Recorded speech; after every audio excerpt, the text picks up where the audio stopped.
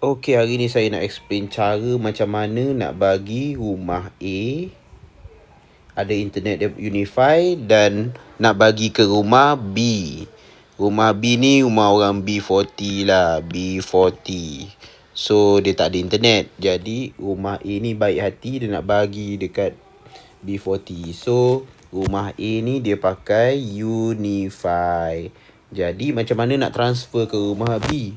Unify ni kita connectkan dengan satu antena ni, nama dia CPE 210. Dia ada yang lagi mahal lah. So ini adalah paling budget lah. CPE 210 ni dia boleh transfer ke internet sejauh 3 km. Sejauh 3 km guys. Ke rumah ni, ke rumah B. Tapi rumah B pun kena pakai juga CPE 210 ni. Benda ni adalah dua device yang sama lah. Dia brand TP-Link. So dua barang ni barang sama. Brand TP-Link. Jadinya sejauh 3 km dia boleh transferkan lah. Kalau Unify ni adalah 100 Mbps. Jadi dia akan transferkan ke sini 100 Mbps juga. Tapi dia akan ada loss sikit lah masa dalam perjalanan tu. Dia mungkin boleh pergi dalam 80 hingga 90 Mbps.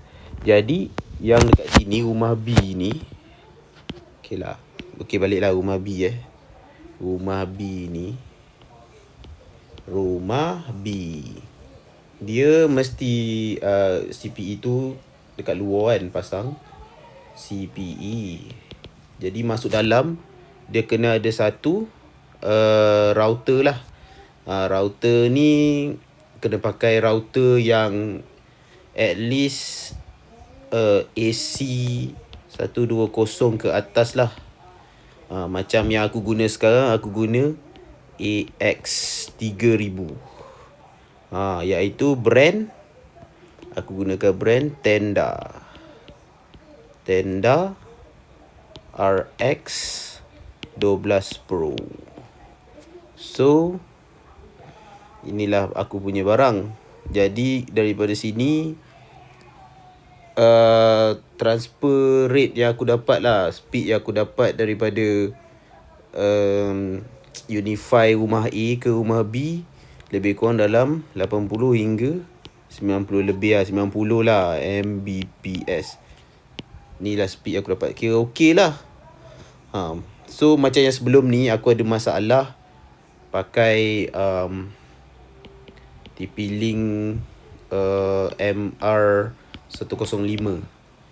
Ini sebab ni memang brand ni bagus. Cuma yang model ni model yang murah lah. Jadi aku hanya dapat speed dia tu, dia murah dah lama. Murah dan old school. Jadi aku dapat speed dia dalam 30 hingga 50 Mbps saja.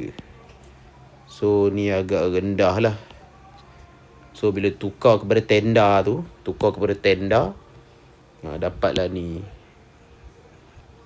80 hingga 90 Mbps. So kesimpulan dia, internet kena stable lah. Kena stable. Lepas tu CPE tu pun kena pasang betul-betul. Mesti tak ada halangan. Lepas tu router yang dekat rumah tu pun kena yang elok sikit, yang power sikit lah. So ini je lah aku punya suggestion kalau nak pakai tu. Macam tu lah explanationnya.